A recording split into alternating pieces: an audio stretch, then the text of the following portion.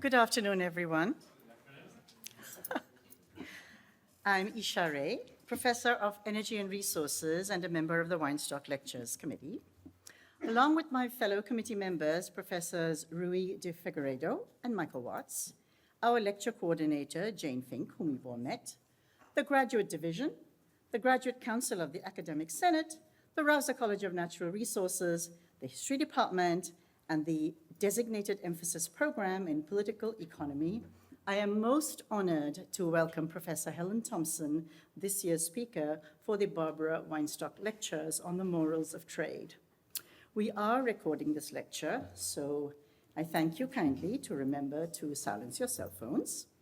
And we also invite you to join us for a little reception following the lecture, which is cunningly concealed behind me, but all will be revealed in due course.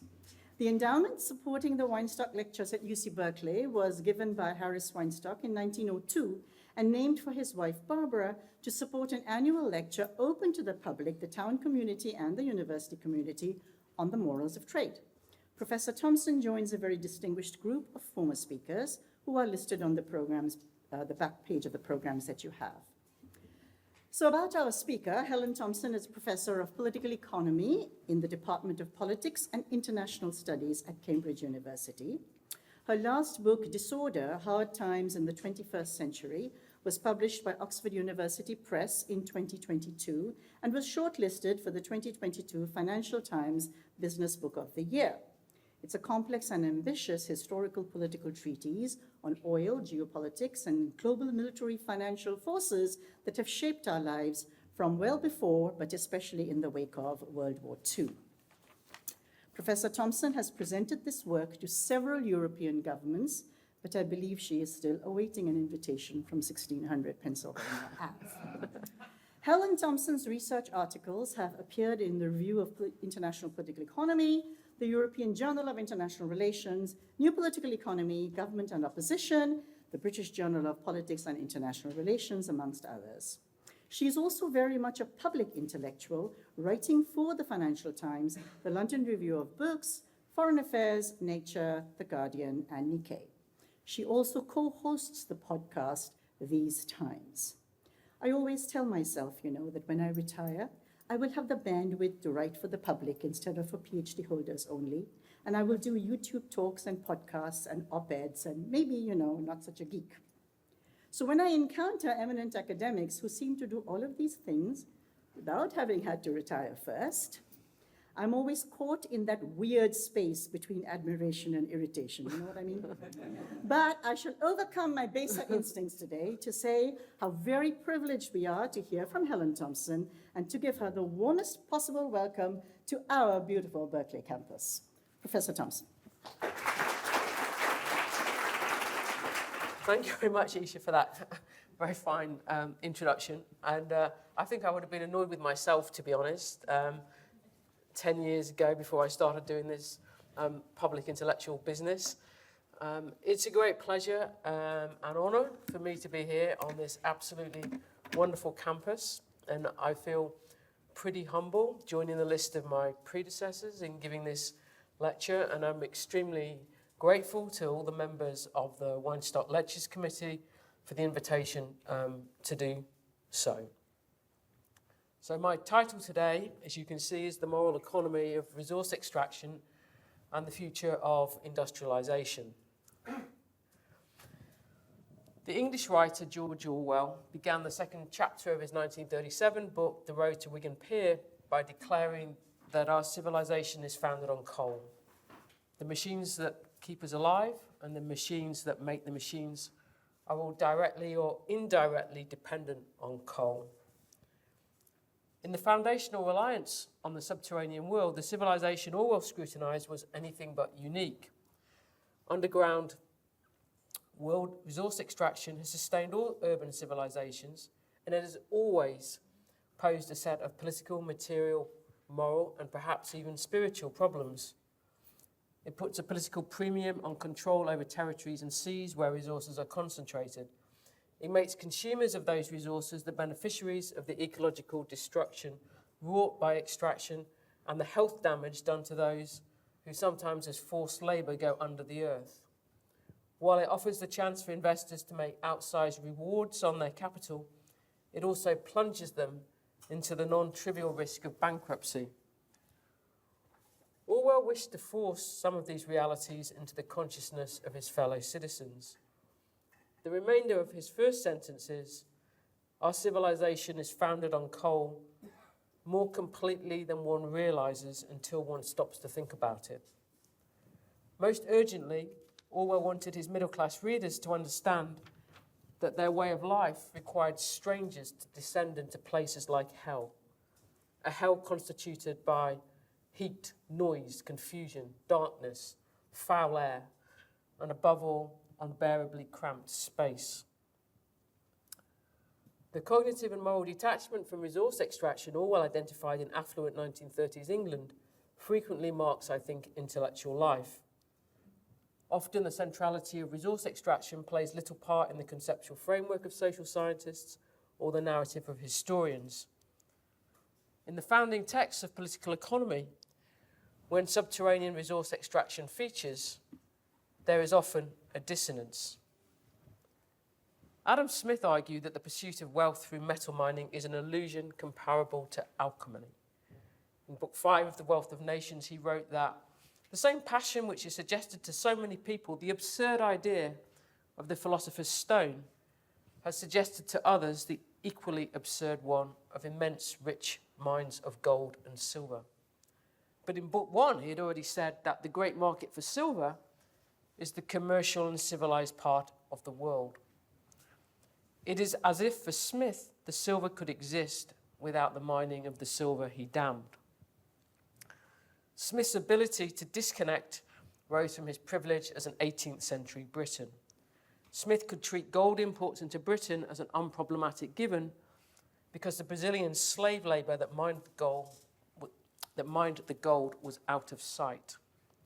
By contrast, the explorer James Cook was one of the few people in 18th century British life who recognised the truth behind Britain's monetary order, saying that the incoming gold was extracted and an expensive life that must strike every man with horror. Beyond morality, though, Smith had a point. Historically, mining has sustained civilizations, and it has been a path to ruin for investors and for empires. The geopolitical, economic, and moral questions that mining metals posed in the 18th century remain today. Take cobalt mining. Cobalt is an essential component of the cathode and lithium-ion batteries. Since around 80% of cobalt processing is done by Chinese companies, successive US administrations have pushed domestic cobalt projects. But the cobalt mine that opened in Idaho in 2022 closed in less than a year later, as the price of cobalt was too low to render production commercially viable.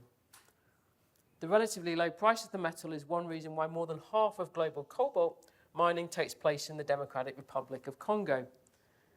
Less than 5% of the extraction in that country is done by Congolese-owned firms.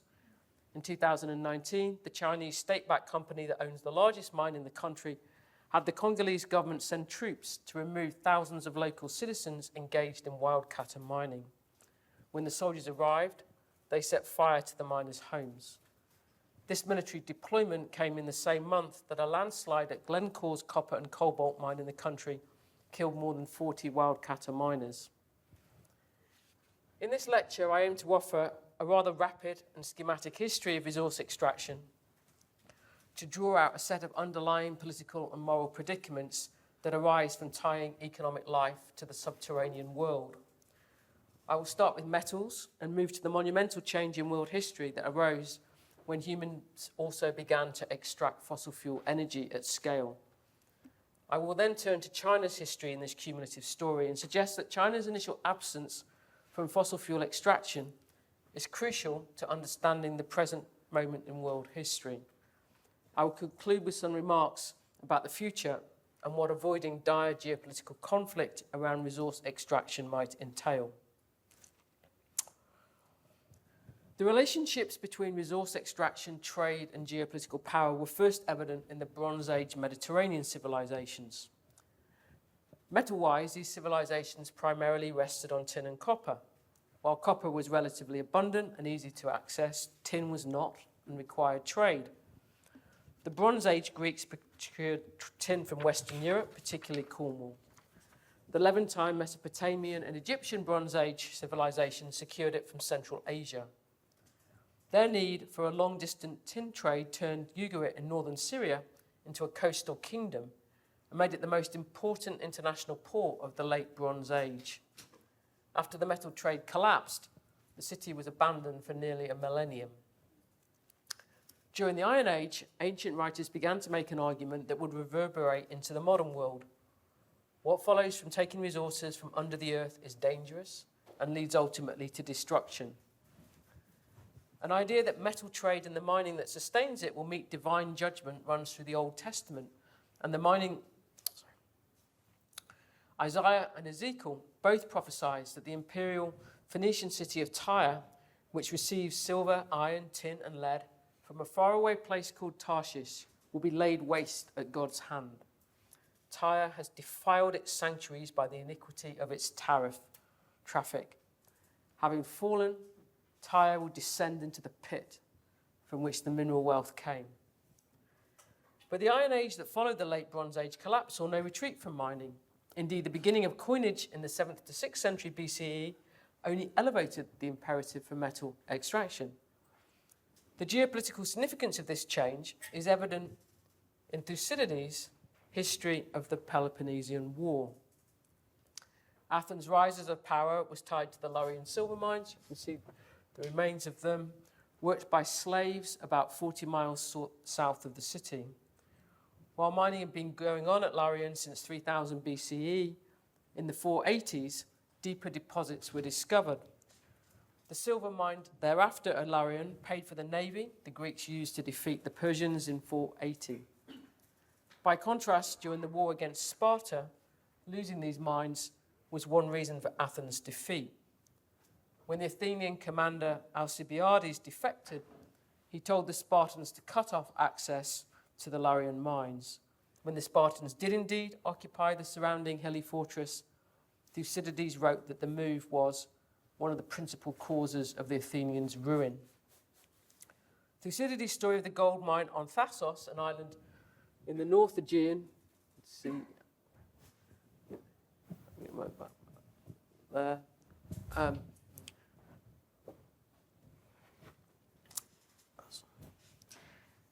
with a metal-rich hinterland in Thrace, is one of imperial conquest and overstretch. Thasos was a member of the confederacy formed under Athens' leadership to act as a security alliance against the Persians. After Thasos revolted from Athens, following what Thucydides calls disagreements about the mines, Athens went to war to take the island. On victory, Athens sent 10,000 citizens to settle the gold and silver-rich hills on the mainland. When the Athenians arrived, they were all killed by the Thracians. In time, Athens returned to its imperial resource project, establishing the city of Amphipolis with a minority Athenian settler population. But possession of crucial resources incites rival ambition, especially in wartime. After the Spartans captured Amphipolis, Thucydides himself was sent to the city, since in his words, owning mining rights in the hills, he had great influence with the inhabitants of the mainland. But Thucydides was too late to save the Athenian settlement, and exiled, he instead wrote his history to tell a story about Athens' rise and fall. With the Romans, the awareness of the ethical risks and imperial problems of mining reached a new height. The Romans extracted metals on a scale beyond any prior civilization. To combat depletion, they had to take more territory and then technologically innovate. By the 1st century, the Romans were using hydraulic machinery in Hispania and their new colony of Britannia to power the earth and rock away with torrents of water. Such was the magnitude of Roman mining, the ensuing pollution of the atmosphere can still be observed in the ice of Greenland. The strand of Roman thought that drew out the ecological and moral dangers of imperial mining is best represented by Pliny the Elder. He wrote, "For it is upon the earth's surface that the earth has presented us with all things for our benefit. It is what is concealed from our view, what is sunk far beneath her surface, objects in fact of no rapid formation that urges to our ruin, that send us to the very depths of hell.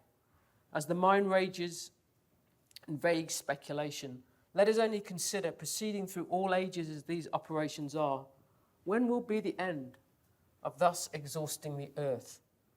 And to what point will avarice finally penetrate?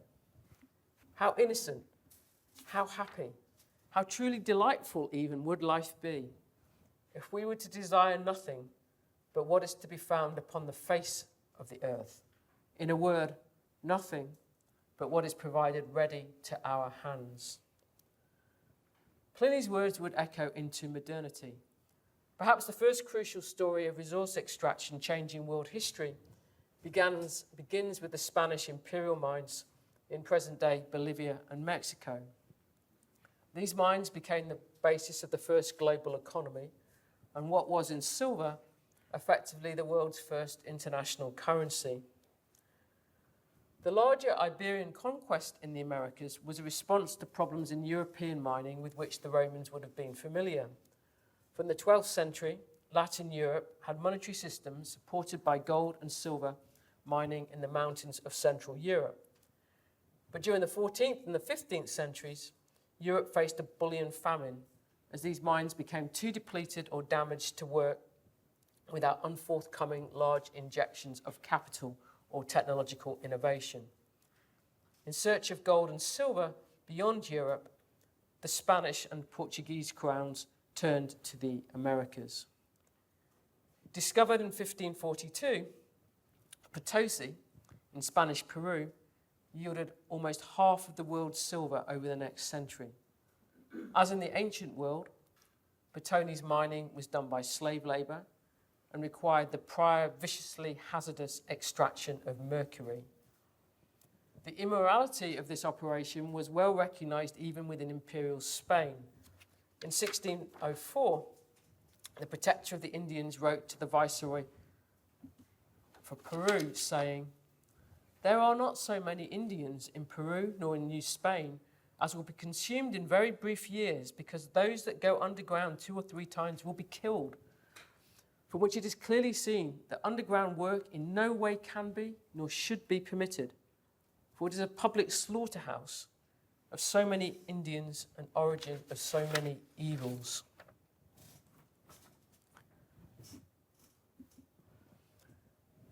Imperial Spanish mining was a spectacular case of the cyclical cycle ever present in resource extraction towards corruption, depletion, and collapse. The rapidly built urban settlement of Potosi became one of the early modern world's largest cities, replete with a reputation for decadence. But as the silver depleted, the city of Potosi fell as dramatically as it had risen. For Spain, its treasures enticed other European powers to try to take them. Indeed, the English bid for an Atlantic empire began with raids on Spanish silver and gold shipping. Once in the later 17th century, the supply of silver into Spain diminished, Spanish military and economic power declined. If silver mining made the first global economy, it was gold mining that was foundational to the second. During the second half of the 19th century, gold mining also brought immense destructive upheaval. The gold rushes in California, Australia, New Zealand, and British Columbia and South Africa geopolitically reconfigured the world. The Californian gold rush transformed the United States into a continental state. The gold James Marshall found at Sutter's Mill in January 1848 was in effect the metal spoils of victory for the United States in the war with Mexico. As the 49ers then poured into California, the ensuing terrible cataclysm saw the genocide of the then still significant Native American population in this state. The gold rush in the British Empire allowed Britain to replace the international monetary system based on silver with the one operating around gold. Previously, Britain had been a singular monetary state. It had moved to a gold-based monetary system in 1717 at a time when there was virtually no gold production in Britain. Its gold imports were mined by slaves in Portuguese-controlled Brazil and then purchased by British traders in Lisbon, the fact, of course, on which Smith concentrated. The Revolutionary and Napoleonic Wars brought Britain's foreign gold dependency to a crisis, both because the supply was insufficient for the expense of war and because Napoleon repeatedly sought to cut off British access to Portugal. After the Peace of 1815, Britain re-established gold convertibility, and in the 1820s, Brazil became independent. The British government had encouraged that independence in the hope of gaining more control over gold imports. But even though British capital and technology poured into the Brazilian mines in the 1820s, supply did not recover. Instead, by the middle of the 19th century, Britain was left purchasing gold primarily from Russia, its principal long-term geopolitical rival in Asia. But with the gold rushes in the British settler colonies, Britain could ally its empire with its approach to money. By the end of the 19th century, the British Empire was the world's largest gold producer. Under these geopolitical conditions, Britain was able to push other states onto an international gold standard.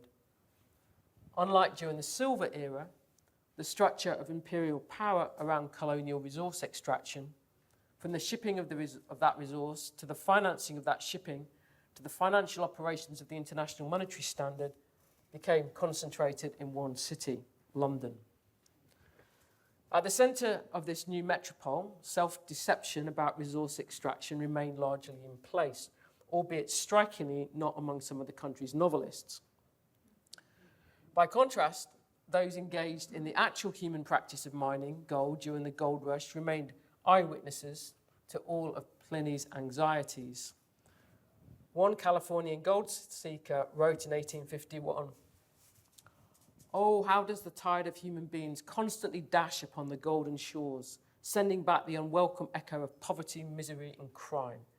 How many there are who leave the pure and virtuous hearts of their own happy homes to mingle with low and base companions and finally plunge headlong down the fearful precipice of dissipation into the dark valley of moral death." The addition of an energy system based on subterranean resource extraction marked another seismic transformation in world history. By the second half of the 19th century, the turn to fossil fuels had produced a global search for resources that was much more intense than anything seen with metals. Once a state and economy had turned to fossil fuel energy, there appeared no return. While gold and silver could be hoarded and recycled, energy dissipates on consumption. Consequently, from the 19th century, the quest to find fossil fuels would become a permanent reason of state for the industrialized economies and create a persistent fear of looming disaster.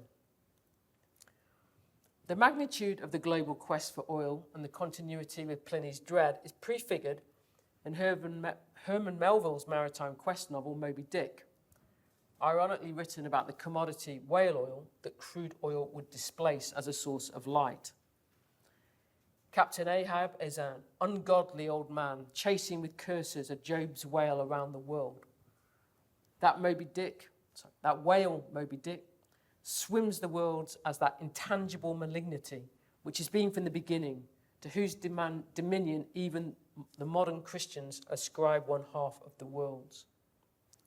Without Ahab's monomaniac fatal quest for Moby Dick, there can be no whale oil. And thus the narrator, Ishmael, the sole survivor of Ahab's ship, implores his readers, "For God's sake, be economical with your lamps and candles. Not a gallon you burn, but at least one drop of man's blood was spilt for it." The intensive capital requirements of a permanent global search for oil effectively created the 20th century multinational company. In the 1890s, John Rockefeller sent Standard Oil to explore for oil in Eurasia. Intense commercial competition between Standard Oil and the imperial European oil companies ensued. Not infrequently, this competition forced prices too low for profit-taking. Finally, in 1928, Standard Oil of New Jersey, the Anglo-Persian Oil Company, and Royal Dutch Shell formed a cartel, later accepted by 4 other companies, to control the Eurasian oil market. When the world made by these 7 sisters fell in the 1970s, the Western countries were plunged into a societal crisis. In a short story written in 1974, The Petrol Pump, Italo Calvino had the narrator proclaim that the time when everything seemed easy is over, and that the relationship between money and the subterranean world unfolds in one cataclysm after another, sometimes desperately slow, sometimes quite sudden. The United States and Western Europe had reached the crisis of the 1970s by radically different historical paths and at different speeds. But as Darren Dochuk shows in his brilliant book, Anointed with Oil, How Christianity and Crude Made Modern America, the fear of being catapulted into the emergency, and with it the end times, had been ever present in the United States from the beginning of commercial oil drilling in Pennsylvania in 1865. The first well drilled in the state was at a place called Pithole. Before the strike by the United States Petroleum Company, there were a few farms in that part of northwest Pennsylvania. By May 1865, the company had laid out a town, and by the end of the year, Pithole had a population of 20,000 people. But within just 2 decades, Pithole was a ghost town.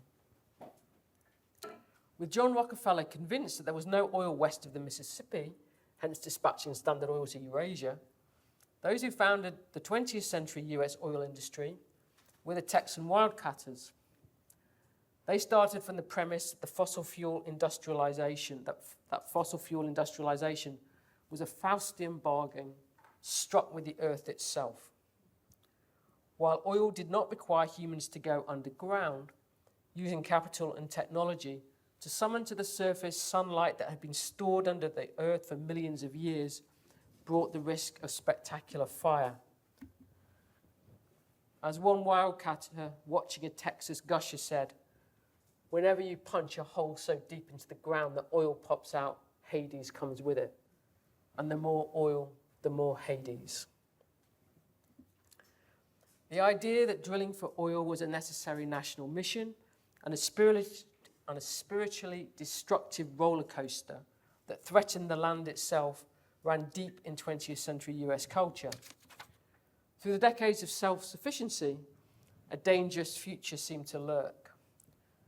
Upton Sinclair's 1927 novel Oil, the loose base of the 2007 film There Will Be Blood, is set against the backdrop of the Teapot Dome corruption scandal when the Secretary of the Interior handed federal leases on oil-rich land to 2 oil companies for bribes. The novel's wildcatter dishonestly acquires a goat ranch on which to drill for oil in a place called Paradise in California. He wants to pass on the oil empire he builds for his son, but becomes embroiled in the deep Teapot Dome affair, and at the novel's end, the Paradise wells have gone up in flames. When in the 1970s, the dread materialized and the United States became the world's largest oil importer, both Richard Nixon and Jimmy Carter rendered the moment a crisis of national spirit that required an active restoration of national purpose. Those alert to the cultural significance saw an ominous turn in time. Woody Guthrie, son of a Texas wildcatter, had sung in the 1940s that it took the good old Union boys to keep that oil rolling over the sea to win the Second World War. But in singing that all that foreign oil was controlling American soil, his spiritual heir, Bob Dylan, saw in the late 1970s the slow train of the end times coming. Although presented as a soap opera, the long-running CBS show Dallas created a particularly dark mythology about oil as a demonic power that in the new United States of oil scarcity would destroy those who tried to perpetuate the past. Above all, Dallas told the story of two competitive brothers who could not inherit the old ways for running the family business, Ewing Oil, from their retired wildcatting father. The Machiavellian ways of the elder brother, JR, were his father's methods, adapted for a country that could no longer be guided by Texas. His younger brother's, apparently contrasting idealism, was repeatedly exposed as both a facade and untenable, the closer that Bobby got to running the business himself. The show's best season ended with the fraternal fight for Ewing Oil causing a fire at the South Fork family ranch. Throughout the series, a symbol of the land pitted against the oil drilling that endangered it. Ewing Oil destroys all the show's characters, but it is also, by the end, destroyed, because in the show's mythology, it has survived beyond its mortal life. For the West European states, oil for most of the 20th century posed a terrible problem not of fleeting possession, but of permanent absence. It is impossible to understand why the position of West European states in the geopolitical hierarchy of the 20th century was different from that of the 19th, without recognizing the impact of the arbitrary geological distribution of oil on European power. In an energy world that relied on coal, Britain and Germany had many advantages. In one where oil could be used in naval warships and industrial production, the United States, and ultimately the Soviet Union, would become much more powerful than any European state could be. But having already industrialized via coal, the successful European powers of the 19th century could not accept that oil should leave them behind. The hope of recovery doomed the West European states to try to create oil empires in the first part of the 20th century in ways that only fueled nationalist resistance to European imperialism. Britain's complete victory over Germany in that competition through the First World War and partial one over France left it with a precarious Middle Eastern empire, centered oil-wise on Iraq and Iran.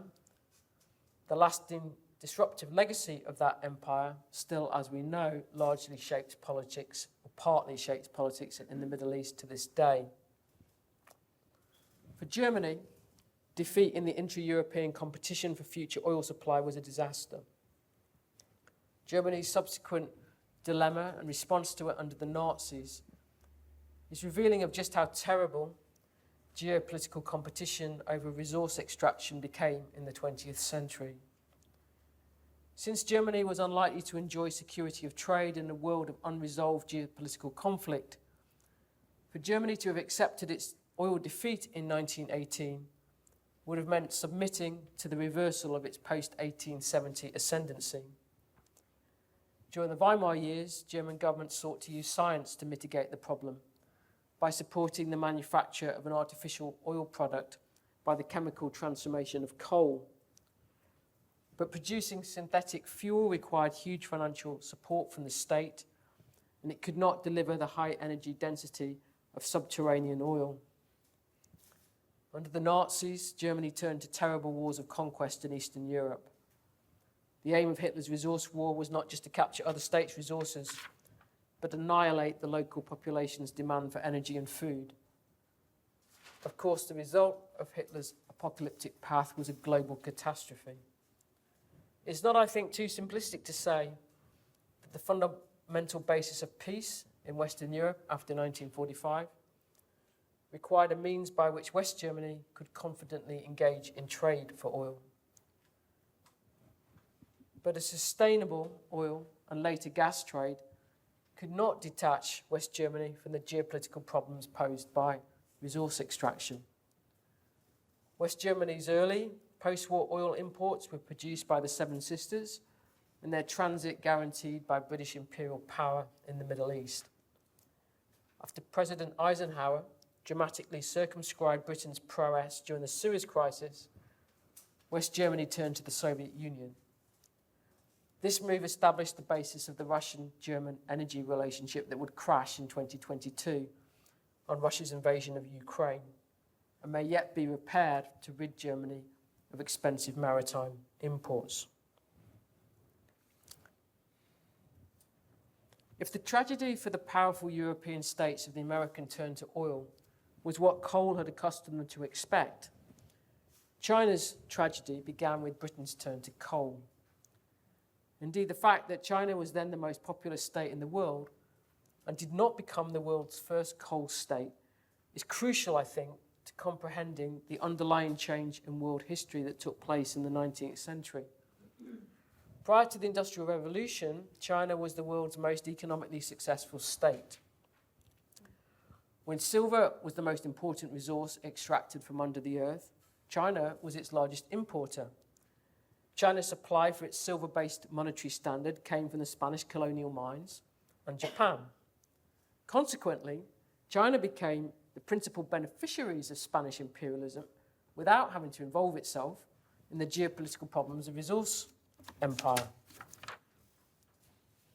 Imperial China's 19th century crisis occurred in the fossil fuel hierarchy created by Britain's first move on coal. China was a state rich in coal. Indeed, Imperial China had begun using coal for heat much earlier than any other state and at a scale far greater than anywhere in Europe in the early medieval period. But unlike Britain, China did not at any point in the 18th century move to convert heat energy from coal into mechanical energy. Indeed, late Qing China banned mining as a divine offence. In 1850, one provincial government ordered that anyone engaged in illegal coal mining be shot. Britain's geopolitical reward for large-scale mining was coal-based warships, and it was just such ships that allowed Britain to inflict that devastating military blow on China in the First Opium War that opened up coastal China to foreign powers. In the world of gold, Chinese workers helped build British and American power. With the gold rushes came a large increase in mining migration, and a quarter of the migrant miners came from China. While Imperial China entered its fatal crisis, Chinese migrants in the United States and the British Empire became, as Mei Ngai has shown in her fascinating book, The Chinese Question, part of the world's unfree labour. Yet this new division of mining labour was only one side of China's relegation in the fossil fuel world. To restore Chinese power, China needed to become a coal power too. The ban on mining went during the 1870s. But the very large-scale presence of coal in China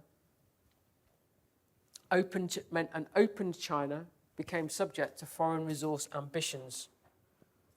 When China had to borrow abroad to pay an indemnity to Japan after its defeat in 1895, foreign investors seized their opportunity. Thereafter, any number of foreign companies gained extraction rights.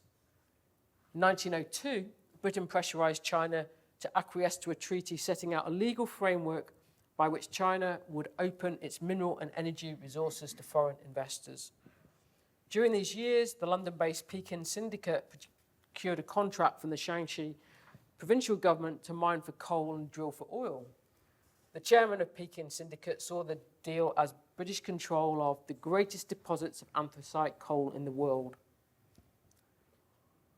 The subordination to the resource ambition of the imperial powers had a profound effect on Chinese political sensibilities. One reforming official wrote, "If precious minerals are rare, it is because China was the earliest to extract them. We have extracted them to the limit and used them to exhaustion. Western miners and engineers claim that China contains a wealth of mineral resources. But the shallow layers which could be extracted with traditional methods have already been exhausted.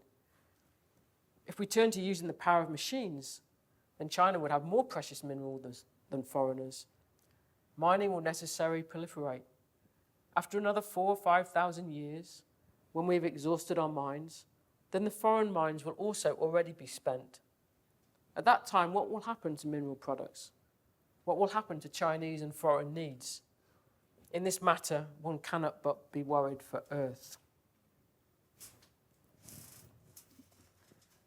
Meanwhile, anger at foreign control of China's resources strongly featured in the nationalism that marked the last years of imperial China. One radical student's petition proclaimed, "If Shanxi's coal is lost, then Shanxi is lost." After 1905, the provisional government passed laws to exclude foreign investors and establish Chinese state control over mining. Ultimately, the very late Qing nationalist reclamation of resource sovereignty could not alter China's lowly position in the fossil fuel hierarchy. The ambitions of foreign capital and governments became Republican China's inheritance. The prospect that there were significant reserves of oil in China only intensified this burden. In 1914, Standard Oil of New York announced a partnership with the Chinese warlord government in Beijing to explore for oil in northern China in exchange for Standard Oil helping secure a US loan. That project was soon abandoned, but from 1937, another American firm, the Standard Vacuum Oil Company, engaged in exploration and drilling in the same region with the strong support of the US government. Post-imperial China's territorial weakness left it vulnerable to direct conquest for resources. In these terms, Japan's invasion of Manchuria in 1931, one purpose of which was to control the large Fushun coal field first developed by a Russian company in the Imperial China era, was only the culmination of China's exposure to foreign resource intervention. A desire to claim China's place in the fossil fuel energy world on Chinese terms was fundamental to the ambition of the Chinese Communist Party. Seismic moments in the party's history had a fossil fuel energy component that became central to the party's internal mythology. Mao's support for a coal strike in Anyuan in 1922 led to a majority of the workers joining the Chinese Red Army. During the Long March in 1935, the Red Army seized control of the Yanchang oil field from the local warlords. When in power, the party's first 5-year plan committed very considerable resources to the exploration and development of oil. But China's inferior rank in the fossil fuel hierarchy meant Communist China still needed foreign partners. After 1949, oil was central to the Sino-Soviet alliance, with the focus of exploration moving to the northeast of the country. In 1959, Soviet geologists and petroleum engineers facilitated a major discovery at Daqing, for which the Soviet state then provided capital to develop. Prior to the discovery in the area around Daqing, Daqing was an even more remote and unpopulated place than Pithole had been. But Daqing was turned into a resource town with a burgeoning population. The town's name means the Great Celebration. By 1963, Daqing gave China oil self-sufficiency, even though the crisis in Sino-Soviet relations had led to the abrupt departure of all Soviet personnel 3 years earlier. That year, the People's Daily pronounced that those days when our country relied on foreign oil are now gone forever. The head of one drilling team became a national hero known as the Iron Man. When the Cultural Revolution threatened to destroy oil production at Daqing, Mao's faction and the Chinese leadership ordered in the People's Liberation Army to the site. But China's growing oil production through the 1960s only reignited foreign attention. In 1968, a United Nations exploration voyage led by US personnel discovered oil in the East China and Yellow Seas. For Washington, the timing could not have been more propitious, with the United States, with American politicians wanting alternatives to impending import dependency on the Middle East. As Kazushi Minami and Christopher Vassallo have incisively shown, the hope that there was plentiful oil in Chinese waters provided a crucial context for Richard Nixon and Jimmy Carter's cultivation of Beijing during the 1970s. Schematically, the radical economic change that occurred in the regime shift between Mao and Deng Xiaoping can be understood in terms of their respective approach as to resource extraction in China. Under Mao, China's approach was nationalist. In 1974, the leadership praised the first offshore drilling crews for assuming the great political responsibility for opposing US and Soviet maritime hegemonies. By contrast, Deng told potential foreign investors that we want to use your capital, your equipment, and your technology and repay you with our own products. In this spirit, in May 1978, Deng invited 4 US companies to form offshore partnerships. 5 months later, Chinese oil exports arrived in the United States for the first time. As if to seal this resource accommodation, the 2 states normalized their relations the following year.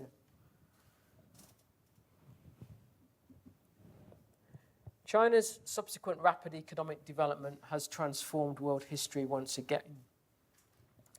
Having stood apart at the start of the fossil fuel era, China is now by far the largest consumer of fossil fuel energy in the world. Coal is central to that change. China uses more coal than the rest of the world combined. Chinese coal consumption is the reason why China is the world's largest carbon emitter, and consequently why there can be no hope of addressing climate change without China changing energy course. But it is the rapid acceleration in China's consumption of oil over the last few decades that has caused more immediate geopolitical and economic turbulence. While some Americans had expressed hope that offshore China would become the new Persian Gulf, drilling for oil off China's coasts disappointed. Rather than becoming a large-scale oil exporter, China in 1993 became an oil importer.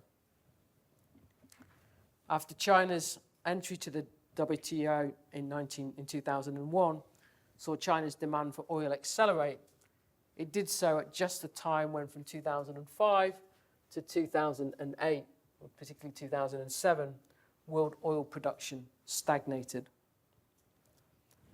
It was the prospect of an imminent oil crisis, I think, that does much to explain the otherwise inexplicable decision made by George Bush Jr. to invade Iraq.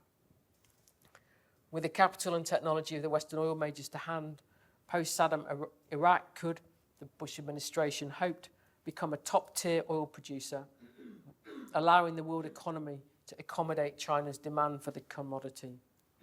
Ironically, but perhaps symbolically, the biggest long-term corporate beneficiaries of the US turn to war in Iraq have been Chinese. The Western majors having largely withdrawn, beaten back by nationalist anger about the exploitation of Iraq's resources and the country's post-war political instability.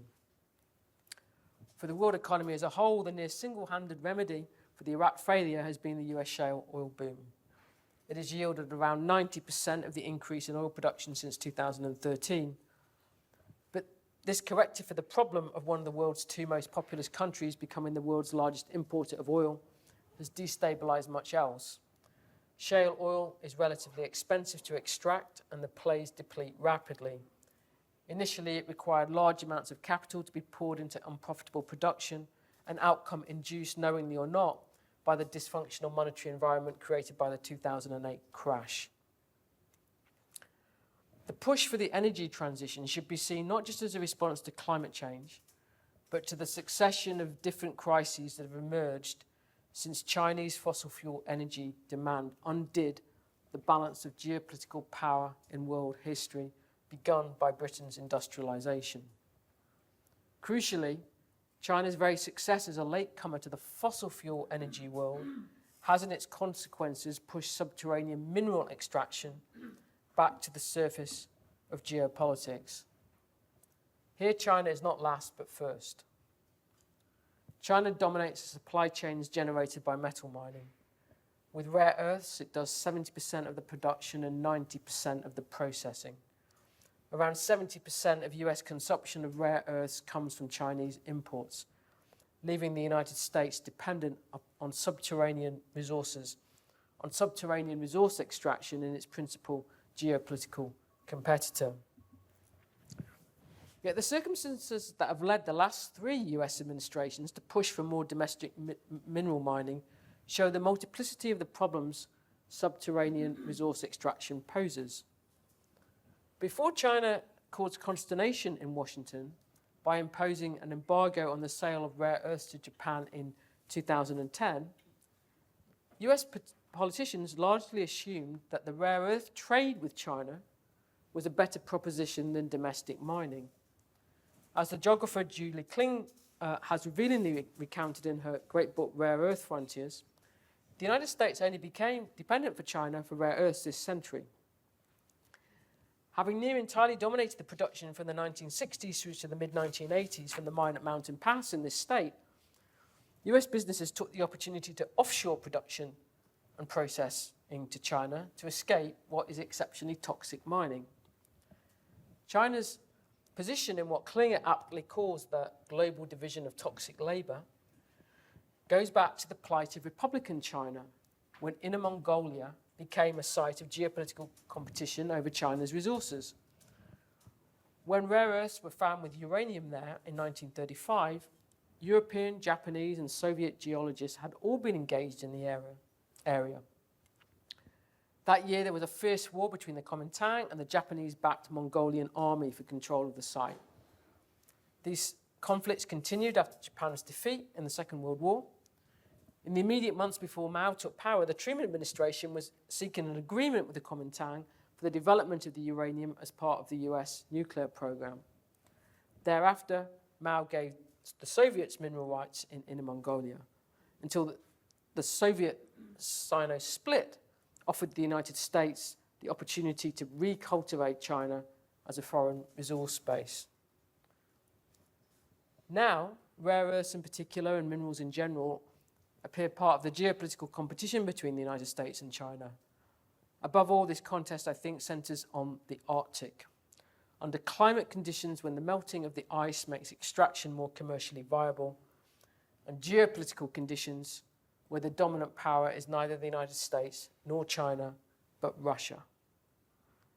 Donald Trump's quest for control of Greenland can in part be explained by the presence of large deposits of rare earths in the south of the island. But just as importantly, Greenland occupies a crucial geographical position within the Arctic Circle at a time when the Arctic's overall resources, including fossil fuels, appear critical to expanding resource consumption. Yet the Greenland story already speaks to the whole array of dangers around resource extraction I have identified in this lecture. When an Australian mining firm began exploring for rare earths in 2007, Greenland's resources were under the authority of Denmark.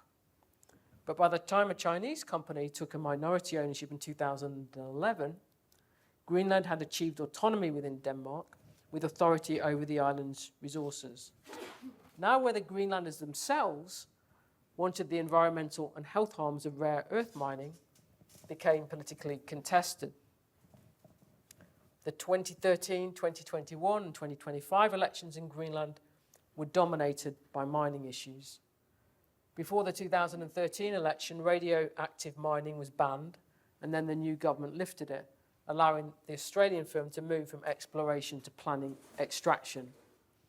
After the 2021 election, the Greenland government reinstated the ban, which meant mining could not proceed. The allure of Greenland as a resource frontier also shows how extraction prospects can still induce fatal risks for those with capital. Take the fate of London Mining. It obtained a license to explore for iron ore in Greenland in 2005, when the country's resources were under Danish control. After the Greenland government lifted the mining ban in 2013, London Mining acquired a permit for a project deploying Chinese labour and Chinese capital. But within a year, London Mining had gone bankrupt without any mining having occurred. Nor is this outcome the first time foreign investors have projected doomed hopes onto Greenland's resources. Shell, Chevron, and ExxonMobil were all involved in the search for oil in Greenland that seriously began in the 1970s. For a time, their persistence seemed likely to be rewarded, especially when in 2008, the US Geological Survey reported that Greenland's waters could contain around 50 billion barrels of oil. But by 2015, all three majors had withdrawn, and in 2021, Greenland said no more exploration licenses would be issued with very little oil having been drawn. In conclusion, the unravelling of the international hierarchy created by the turn to fossil fuels that disadvantaged China and the simultaneous rise of a new mineral one that, for the moment anyway, disadvantages the United States, is now a globally disruptive force. Industrialization created a deeply unequal world. By separating those states that successfully moved to resource extraction for energy from those that initially did not. The turn to oil then created a disastrous era of resource competition between the powers at the top of the coal hierarchy. The question that hangs over the future is whether the world is heading to a new era of destructive resource competition over both fossil fuels and metals. Yet even as the geopolitical future seems to darken, the underlying predicaments wrought by subterranean resource extraction are still rather easily avoided politically and intellectually. Much of our political discourse, I fear, remains as blind to these realities as Adam Smith could be. In Europe, and most particularly perhaps hydrocarbon-rich North America, the idea of progress rests on a faith in a limitless future. But in practice, that faith has always relied on the hazards and arbitrariness of resource extraction. There is now a danger that the idea of progress is being projected onto the energy transition without regard for its reliance on mineral extraction. We still, I fear, wish to avert our eyes from the human suffering of cobalt mining in Congo or rare earth mining in Inner Mongolia. The historian Daniel French, in his superb book, When They Hid the Fire, History of Electricity and Invisible Energy in America, recounts the story of progressive Gilded Age Americans who saw electricity as a miraculous force of progress, capable of restoring the utopian ideal of a green America untouched by the dirty resource extraction for energy. Yet, of course, the primary energy source for electricity in the first half of 20th century America would be, as in Orwell's England, coal. Electricity's magic was not to generate electricity without extraction, but rather to conjure the illusion of moral comfort by putting much greater distance between the consumption of energy and the mining of coal. We cannot escape the dangers of resource extraction, and necessarily, I think Pliny's heirs will continue to proliferate through time. The mines at Potosi are still worked today for tin and zinc under terrible conditions.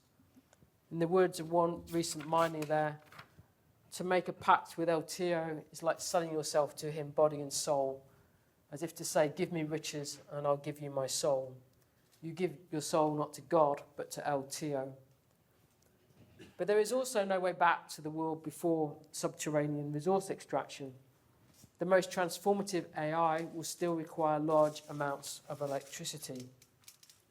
Nor is there for Western countries any way back to the geopolitical world where China was left behind by the turn to fossil fuel energy.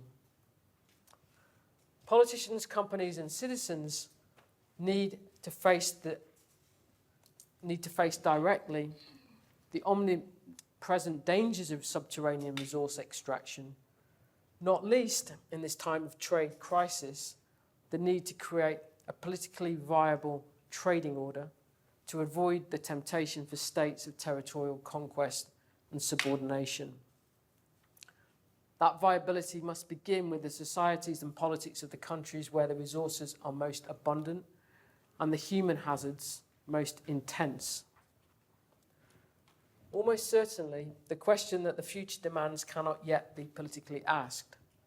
But the reckoning that is coming is whether the world created by the Industrial Revolution is exempt from the cycles of resource extraction time that have thus far marked the history of the world's civilizations, and what innovation and sacrifice of consumption might be required to save it.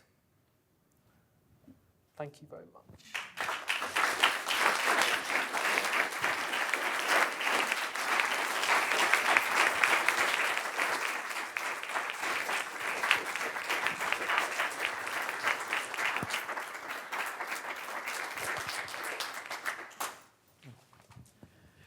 The first candidate for political economy here at UC Berkeley was a man named Henry George.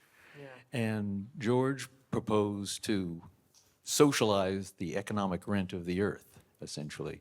How do you think that that notion of universalizing values would go some distance towards anticipating the national interests in acquiring resources at the expense of other nations? It's interesting. I hadn't come across actually Henry George until about 6 months ago, and then I read something about him and thought this is an extremely interesting character. So, I mean, I think the answer is that it's very easy to see why a universalist approach to these questions looks like the answer. Because it looks like the path to a very dark place without that. At the same time, and this is what makes me pessimistic, is that it's quite difficult to avoid the conclusion once one starts thinking in the terms I did for writing this lecture of how much geopolitical conflict in the world over centuries has been driven by resource competition. So for us to get to a universalist mindset for dealing with this problem, that will involve a profound change. And if we think about the energy transition as being the necessity of reinventing the material basis of our way of life, at least in the West, then to escape the geopolitics of resource extraction and to think in universalist terms about the problem seems, if you like, an equivalent mental transformation that is required. That it may be that is what has to be, because the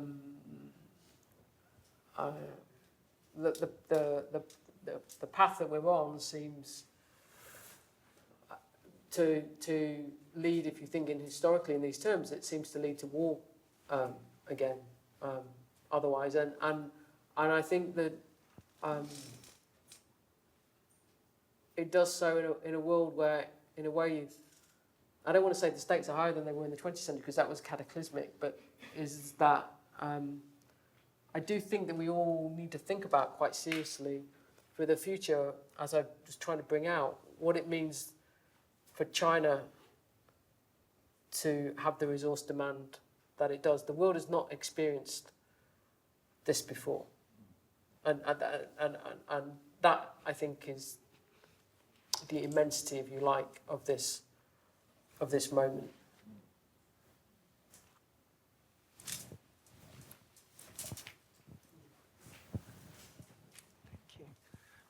Thank you so much, Professor Thompson, for this very intellectually stimulating, inspiring lecture. I've been a great admirer of your Talking Politics podcast when I was in the UK for sixth form, so thank you. My question is, especially considering the context of trade wars between the US and China right now, do you think that China could use, the cards of, rare minerals wisely in terms of that? And also the second part is, in the long history when China was disengaged with global affairs, do you think the kind of Western exceptionalism of natural resource extraction emboldens or empowers its nowadays engagement with global affairs? Thank you.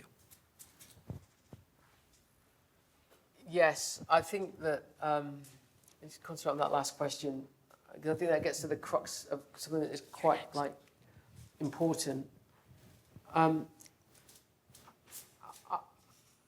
I think that it's quite difficult to understand the Western self-understanding of Western power. And I hesitate, as I said earlier today, I don't always like the term like Western. In fact, I most often don't like it, but it works in this context, because I think that what its success at fossil fuel resource extraction did was to give us all, those of us in these countries, the beneficiaries of that initial hierarchy, a sense of, if you like, entitlement, I can't think of a better word for the moment, of our standard of way of life, and not seeing, not just its dependency on things we didn't want to see, including what was going on in our own countries, like in Britain with the coal miners, but beyond that, and then thinking that there was some other explanation of that, if you see what I mean, that was to do with the success of our institutions or the success of our ideas or even the success of our morality and all the other stuff that's at the core of Western complacency and Western sense of superiority, and actually not seeing that this is the underlying reality. And I'm not saying that the institution, the ideas have got nothing to do with anything.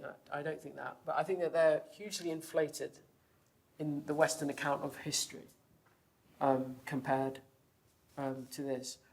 On the question of China and rare earths, I think in principle, yes, and you could already see it a little bit in some of the, I think it was after the Biden administration's chip ban, there was a move on some, I'm not sure they were the rare earths, but there were definitely some metals that China exports. I think the difficulty for China, and this goes to why I think it's such a significant moment in terms of the metals and fossil fuel energy being in play, is that China combines a great deal of advantage on the metal side and an ongoing set of vulnerabilities on the fossil fuel energy side of foreign dependency and the United States Navy being able to interfere with the transit of oil and gas, particularly through the Strait of Malacca to China. So in that sense, I know Lawrence Summers talked about there being a balance of financial terror, but you might then say there's the balance of resource extraction terror to this relationship too. A lot of people think that fusion is going to happen soon. Can you comment on what do you think will happen if fusion becomes commercially viable? Fusion versus solar versus oil. I mean, I'm not, as I'm sure you all realise, I am not a scientist, and so I don't have an objective judgment about the prospects of fusion. What I will say is this, though, is that the best book that I've read about the history of fusion is called The History of Wishful Thinking, or that's got that as the subtitle. What you can see is that energy, and this is where I think that the cultural representations of energy are very interesting. It attracts an apocalyptic imagination, Bob Dylan's, but it also attracts a utopian imagination, in which there's a projection onto the future of the energy problem being solved. You can see it really clearly if you read the speeches of the European Atomic Energy Community presidents in their early years of that. Europe's going to solve all these terrible historical problems that's ended up in the 20th century because atomic power is going to solve everything. Forgetting that actually the European countries don't have any uranium, and before we get into all the other things that are how costly nuclear power. And I think there's a little bit of that with fusion, of projecting, if we could just get to fusion, that would take the problem away. Now, of course, in some places it could, if it were commercially viable, that would be a whole other energy world than the one in which we live in. But I think that it's important to realise how easy it is for to oscillate where energy is concerned between this sort of almighty pessimism and this almighty optimism.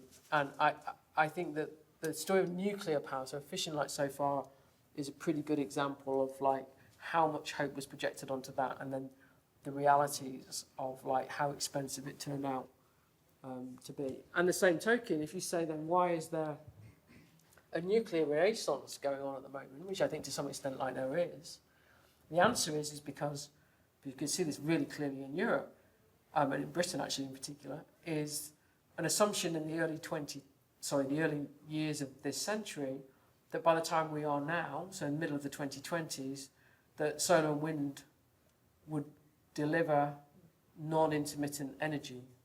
So there's an energy paper from the British government, the Blair, I think comes out in like 2004, which essentially says, oh, we don't need to renew our nuclear because the technological issues about storage of solar and wind generated electricity will be solved by the 2020s.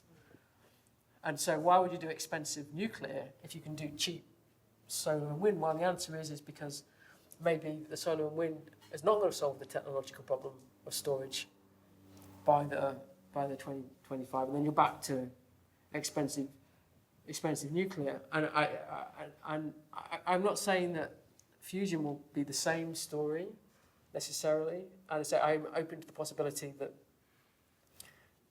this is different, but I think we also have to guard against the impulse to say it will be different just because we think something technological is coming along to save us. Yeah, thank you for your talk. My question is about multilateral cooperation. We've seen in the a breakdown of the multilateral cooperation institutions, especially in the current moment with this trade war, and that makes me wonder, what are the opportunities, if you see any, for future multilateral cooperation in the energy space, and perhaps in particular when it comes to renewable energy, since this is where the money is right at the moment. I'm thinking about technology transfers. For instance, I don't know if that's realistic geopolitically or not. I'd love to hear your thoughts. I mean, one would hope that the future does involve technological, like cooperation, technological transfers. I mean, one thing I would say, and I think that if we got to the situation where there was better progress on storage, and I know that in California you do quite well with like storage because certainly compared to Britain, because what's required is a few hours. I mean, rather than days upon end when there's no sight of sun or wind. In Britain. So I always want to caveat that in saying, look, the storage problem hasn't been solved because the storage problem isn't the same for like everybody, and so one shouldn't like be more gloomy about this than the need be. But one thing that is true is that you can see it in Europe already is that it's a lot more possible to trade in on a daily basis in a structured way electricity than it is oil and gas. So like Britain would not survive at the moment without electricity imports and the interconnectors that have been built under the sea with other European states. And that, I think, is a source of like win-win, if you like, energy interdependence. In ways, and it's quite difficult, I think, to find a parallel from like a hydrocarbon age, like for that, where it's almost always like competitive. Obviously, you can have situations like where, like Britain is providing militarily energy security for other West European states in the post-war era, but that's not quite the same thing. So I don't actually think that the low carbon energy replicates all the problems with fossil fuel energy. I actually think if the technological issues with storage and with being able to have some success in electrification of transport, which may require like abandoning the idea that everybody's going to drive a car and have public transport focus systems, that I don't think that world would be as geopolitically destructive as the hydrocarbon world was. I think, as I said to Nathaniel earlier, like the great advantage of metals is that most of them can be recycled and reused. The thing about hydrocarbons is, and it's more hydrocarbons than coal, is that it's not necessarily that they're scarce, but they were hard to find. And they did, I think, condemn the whole world that joined the oil world into this sort of permanent search for the world's resources, whether they were under the earth or whether they were under the sea. And that what's happened, which explains quite a lot, I think, of our present political predicament in the world, and economic world, is that they became harder to find and more expensive to extract, and the instability that came economically from the extraction of them has grown. It's grown since the 1970s, and it's been pretty disruptive of the monetary orders since then. And I'm not sure that if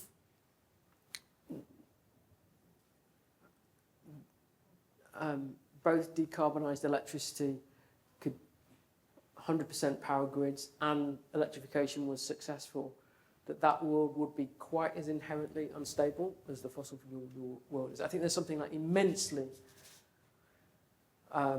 unstable about the fossil fuel world. I think that we kind of like put human history like on a non-stop roller coaster by doing that. And I don't think, if successful in this, so my doubts are more about whether the fossil fuel world can really be left behind, rather than the fact that the low carbon energy one would not be, it would be difficult, and there would still be immense risk of geopolitical conflict, but I don't think it's as bad as the hydrocarbon one. Thank you so much for the conversation today, Professor Thompson. I want to see if you will engage with me a little bit more about China. Yeah. I'm curious about the future of China a little bit more. So China, as you were showing and discussing, uses a lot more energy and a lot of the minerals of the world. And yet at the same time, they seem to be also leading in manufacturing and production and implementation of the energy transition, including storage. So I'm just kind of imagining if there was less conflict, there was less competition for these, maybe in 10 years from now, maybe we might make a leap. I'd like to be a hopeful thinker, but I'm not sure. Maybe it's just a very naive question. But do you see that maybe if the transition was done, again, with the storage issue and transmission and localization of energy, maybe the request for what humans want right now for resources will really decrease? That's one question. And then another one on China is, in 2050, what does it look like? Are we just really like going back to the colonization, repeating this colonization over and over again because of the resource need of our societies? And so I'm just... Yeah. I mean, I think that the situation with China and the energy transition is complicated, because on the one hand, China is the success story. Certainly in terms of all the advantages that it's established for itself as first mover, and that I think now is really clear on electric vehicles. Not that it was the first mover, but it's astonishingly successful. I actually think that the three things have kind of, if you like, put the fear of God in Washington again about China in the last 2 years, let's say. One of them is deep sea. One of them is China bringing back materials from the far side of the moon, which no one else has done. And the third of them is the electric vehicles, and BYD, like in particular. I think, though, if you look at like China's energy consumption and look at how much has actually changed in terms of the percentage of fossil fuel energy as a proportion of overall energy, it's still the world average. It's above 80%. It's around like 80%. So it can be successful in comparative terms in particular ways without it fundamentally changing the fact that China is a fossil fuel energy state.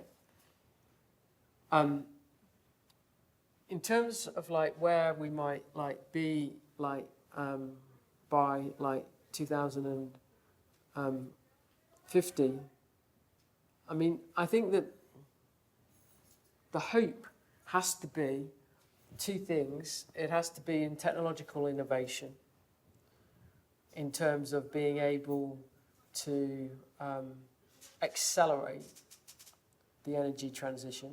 Because as I said, I do think that resource extraction from metals, in terms of its disorder, if you like, is not as bad as resource extraction for energy itself.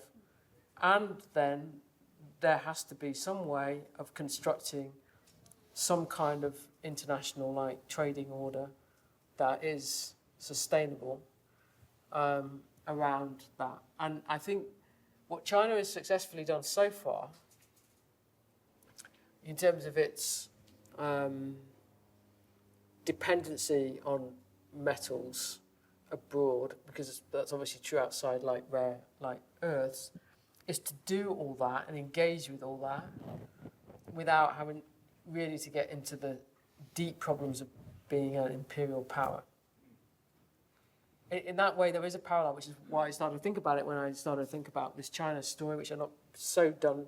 I had about the latter part of it, but not the early part. It's a bit more like China in the 16th century, in the 70s, where it's benefiting from Spanish imperialism and the trade that's coming across, not just the trade that's going into Europe and then back then to China, but the Pacific trade that's created out of that effectively creates Manila as a port, as a city. The question will be is, and you can already see a bit of trouble for Chinese companies in Niger, is like what happens if things get difficult for China. At the moment, in the places where they are a very strong commercial presence in resource extraction, at the moment, the force of the anger, and you can see this clearly like in Iraq, has been against the Western companies. And the reason is because it's got a long history, and these 7 sister oil companies, I had more about that, but I'd take it out for like time. I mean, they are central to the imperial world of the first half of like the 20th century. So the historical echo is so strong. But what if that anger actually starts being directed, as I think is beginning to in places, more forcefully against China? And then does China get into the...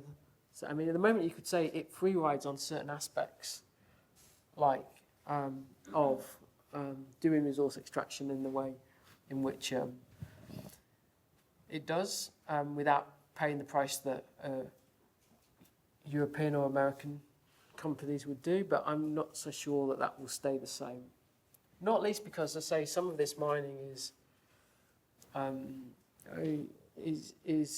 pretty grim, as China knows itself. I mean, if you say like, well, why is China? And this is partly Julie Klinger's argument in Rare Earth Frontiers. Why has China been interested in Greenland and in the moon for rare earths, which is one of the reasons it's interested in the moon and it's far ahead on the moon? It's because it would quite like to change its place in the global toxic division of labour and not have the hazardous mining in Inner Mongolia. In that sense, the stronger that you can become here, the more that you can push it onto somewhere else.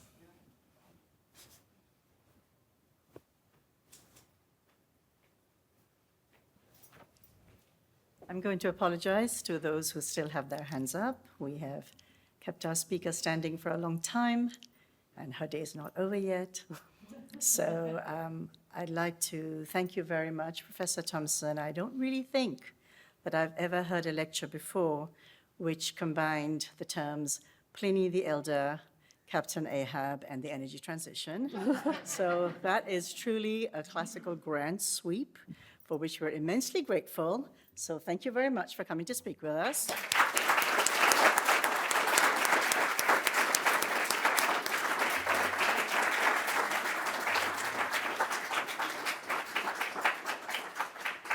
And we'd like to invite everyone to join us for a reception, which is going to take place as soon as we open the doors. Thank you for being a wonderful audience.